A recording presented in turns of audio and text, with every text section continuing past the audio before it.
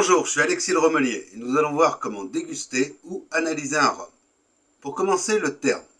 Déguster, c'est pleinement apprécier un produit. Moi, pour apprécier un rhum, je préfère un cocktail ou un type rouge. Donc, je ne me retrouve pas vraiment dans cette définition. En plus, légalement, la dégustation, c'est la distribution d'échantillons gratuits. Pour l'alcool, c'est peu réglementé, mais facilement réprimable en cas de problème.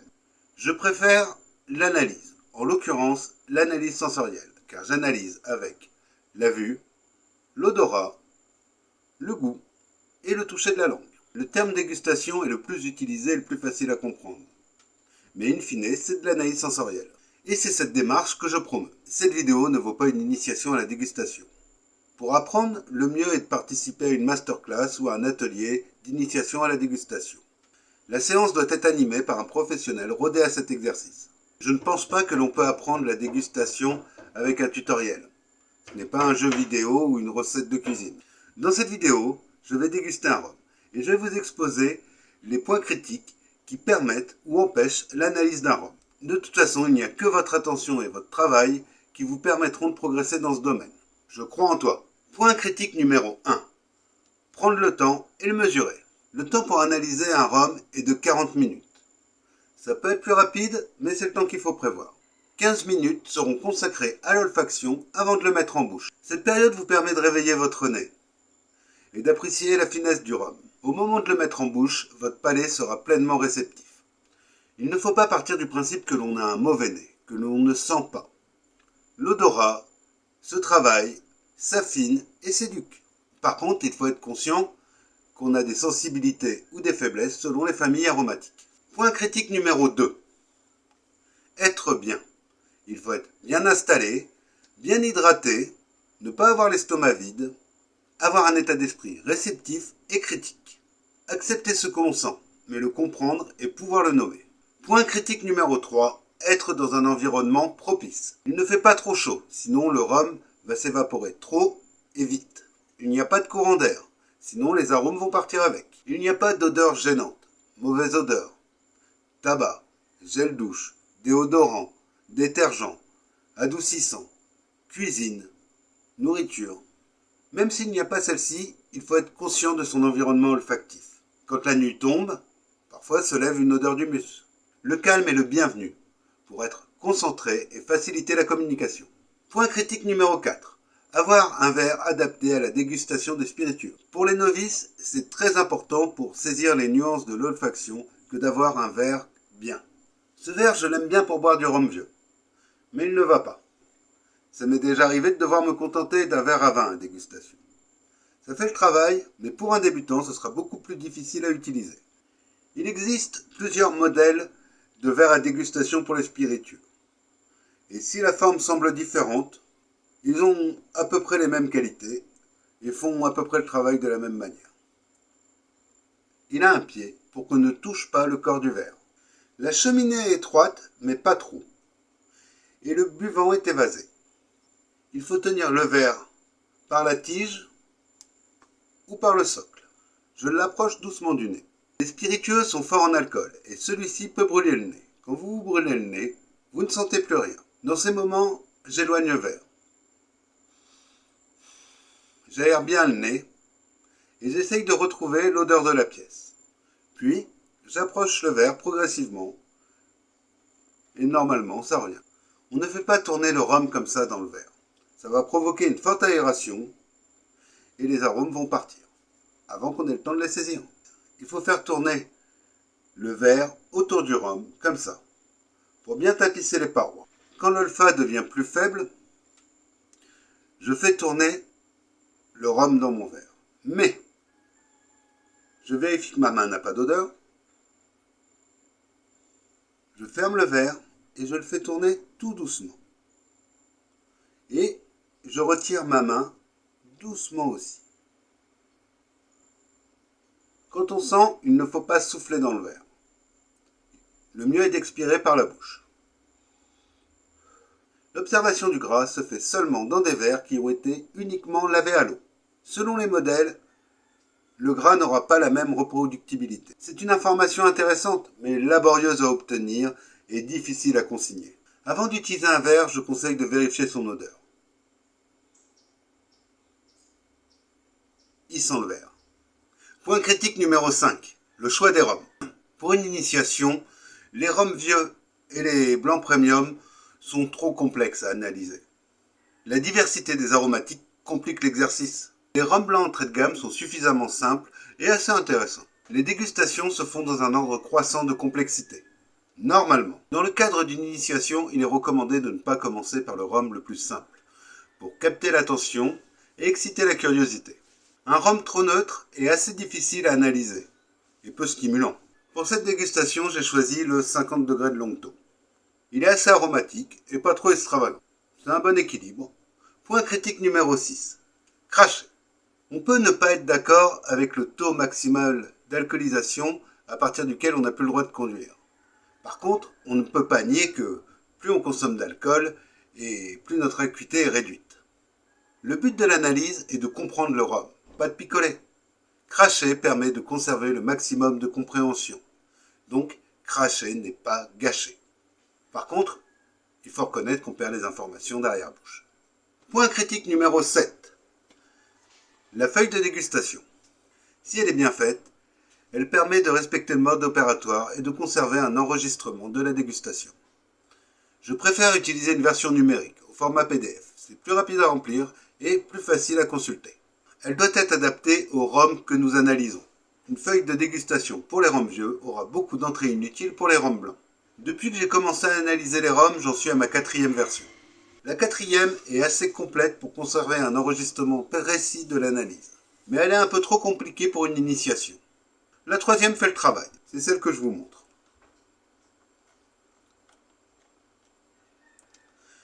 La dégustation n'est pas un jeu où il faut cocher les bonnes cases. Le but est la compréhension personnelle du produit. Point critique numéro 8. Pendant l'analyse, on ne fume pas et on ne mange pas. Pour cela, on fait des pauses. Si nous buvons, c'est de l'eau. Nous ne consommons pas d'alcool avant de venir à ces événements. Si vous venez ivre, vous avez le droit d'être mis à la porte. Maintenant, je vais analyser un rhum en remplissant la feuille. Avant de servir un verre, il y a des observations que je peux déjà faire. L'opérateur, c'est moi, la date, c'est aujourd'hui. Pour les rhums entrée de gamme, le nom et la marque, c'est souvent la même chose. Chez Longto, c'est pas le cas. La marque, c'est Longto. Le nom, c'est le 50. Information. Selon les années, les cuvées peuvent changer. Selon l'embouteillage, il peut y avoir une évolution. C'est bien de préciser quelques informations complémentaires. Je peux mettre 1 litre. Et si on cherche sur la bouteille, on devrait trouver un numéro de lot. Pour la plupart des distilleries, ce numéro de lot comporte l'année. Je peux voir 23.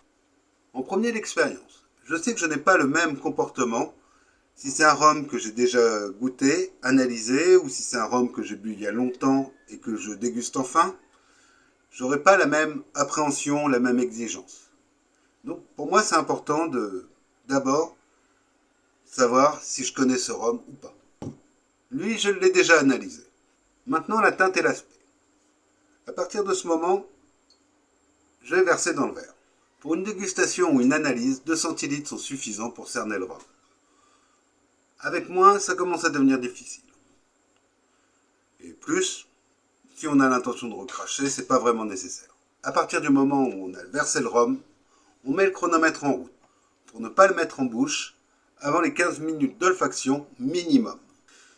La teinte. Pour bien vérifier la teinte, le mieux est d'utiliser une feuille blanche.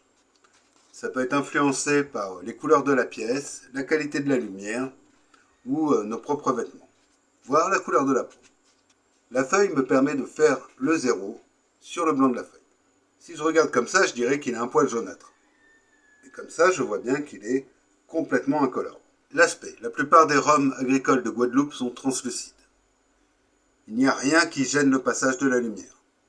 L'intensité alcoolique. Il y a un classement des rhums qui a été mis au point au milieu de la première moitié du XXe siècle. Ce classement opposait les rhums forts en aromatique aux rhums forts en alcool. Il considérait que les rhums étaient soit très alcooliques, soit très aromatiques. Maintenant, notamment avec les brutes de colonne, c'est moins vrai. On peut avoir des rhums très aromatiques et très alcooliques. C'est bien pour commencer à analyser un rhum déjà de se demander l'intensité alcoolique. Je le dirais assez léger. D'autres peuvent la trouver moyenne ou forte. Moi, je le trouve plutôt léger. La qualité. C'est une habitude du milieu des spiritueux de considérer qu'un bon spiritueux est complexe. Je ne suis pas tout à fait d'accord avec ça. Même si j'aime bien la diversité aromatique, pour moi, la qualité, ça va au-delà de la complexité. La qualité, c'est le nombre de familles aromatiques que contient un rhum. Je sens la canne, le sucre, un peu des arômes salés. Je vais le mettre au moins assez complexe. La maturité. Les rhums entrée de gamme sont laissés à reposer 3 semaines avant la mise en bouteille. Pour les rhums premium, cela peut aller à 1 an ou 2 ans. Selon la méthode de repos et de brassage, les aromatiques vont évoluer différemment. C'est aussi un aspect important à cerner. Lui, je le considère frais. La famille aromatique dominante. Avant d'attaquer vraiment l'olfa, c'est bien de déterminer la trame. Ça va être le fil conducteur de notre olfaction. Pour le longto, c'est clairement la canne fraîche qui domine. Le sucre est bien présent, mais pour moi, c'est la canne fraîche qui domine. Sur cette feuille, j'ai laissé les arômes et les goûts dans le même tableau. Je voulais pouvoir facilement comparer les nuances entre la bouche et le nez. J'ai aussi mis un système de notes pour évaluer la qualité et l'intensité de l'arôme. Il y a des odeurs qui vous frappent, d'autres qui se dissimulent. Certaines en masquent d'autres, quelques-unes s'évaporent, d'autres évoluent. L'avantage d'utiliser une feuille est qu'une fois qu'un arôme est noté, soit on peut affiner son analyse, soit on peut se concentrer sur un autre. Certains arômes sont de l'ordre de l'évocation. D'autres correspondent parfaitement à l'arôme désigné. Il est recommandé d'utiliser le nom d'arôme connu. Cela facilite beaucoup la communication. Préférez les arômes alimentaires si possible, sinon ceux de la parfumerie. En dernier recours, soyez imaginatif. Et si vous l'êtes, proposez quelque chose de compréhensible par tout le monde. Vraiment quelque chose de connu. Donc ce qui me marque le plus, moi, c'est la canne fraîche. Très intense, je la mets à 5.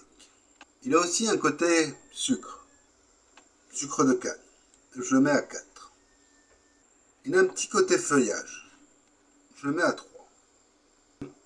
Il a un arôme de poivre blanc. Dans les spiritueux, l'arôme de poivre blanc s'identifie surtout comme le piquant.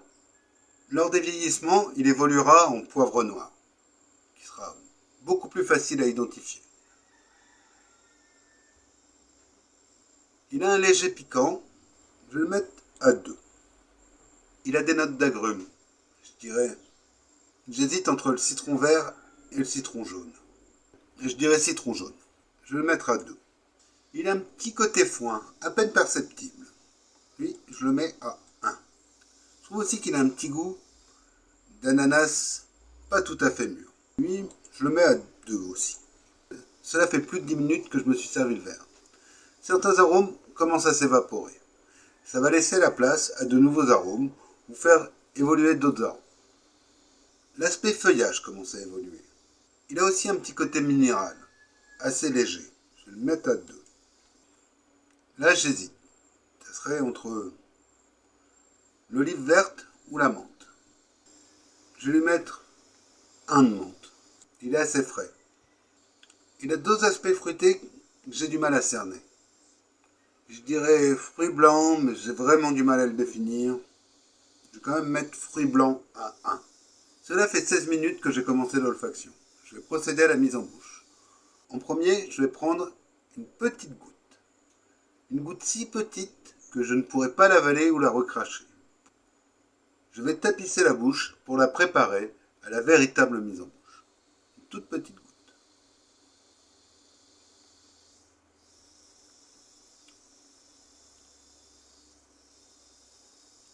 Maintenant, je vais mettre un volume plus important, que je vais essayer de garder en bouche le maximum de temps. Attention, cette partie, c'est selon vos capacités. Le but reste le plaisir.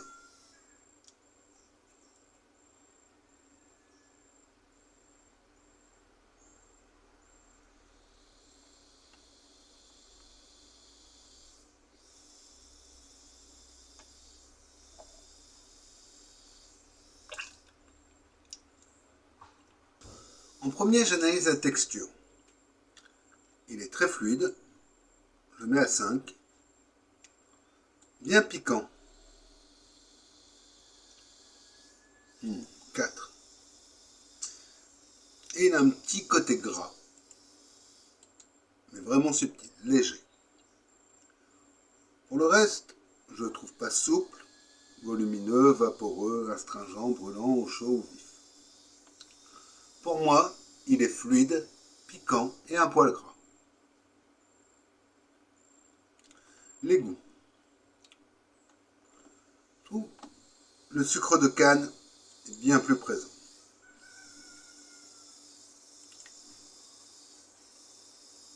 La canne fraîche est là, mais un poil plus calme. L'aspect citron jaune est beaucoup plus fort.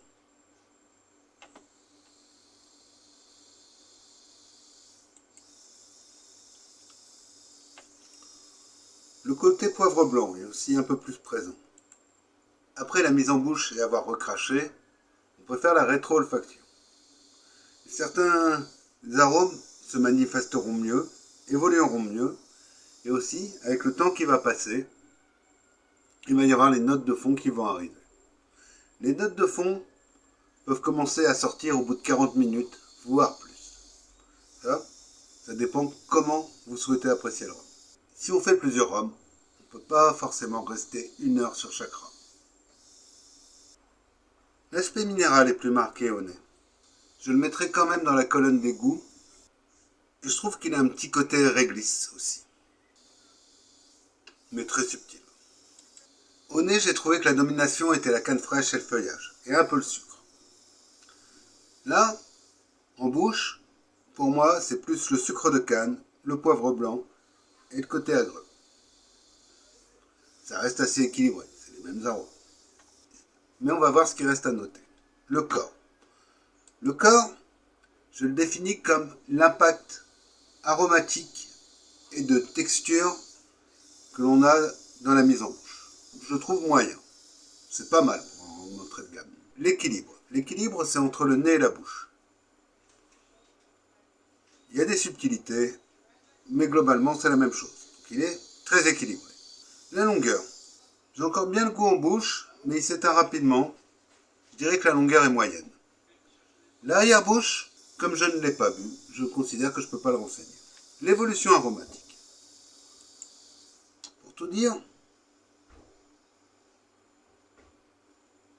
il n'a pas vraiment d'évolution aromatique. Les arômes s'éteignent au fur et à mesure. Donc, descendante. La case des remarques permet de noter ce qui n'est pas consignable dans le tableau. On peut aussi mettre d'autres remarques sur la texture, sur la manière dont les arômes évoluent. On peut mettre tout ce qui nous semble pertinent dans la compréhension qu'on a du rhum. J'apprécie beaucoup cet exercice. Il permet de bien connaître les rhums et est très stimulant. Au fil des dégustations, on progresse beaucoup. On affûte son odorat, affine son esprit d'analyse et développe sa communication. Depuis que je connais cette pratique, je consomme moins d'alcool. Et je suis beaucoup plus exigeant sur la qualité des boissons que je consomme. Mieux boire, c'est moins boire. Au revoir et à la prochaine, j'espère.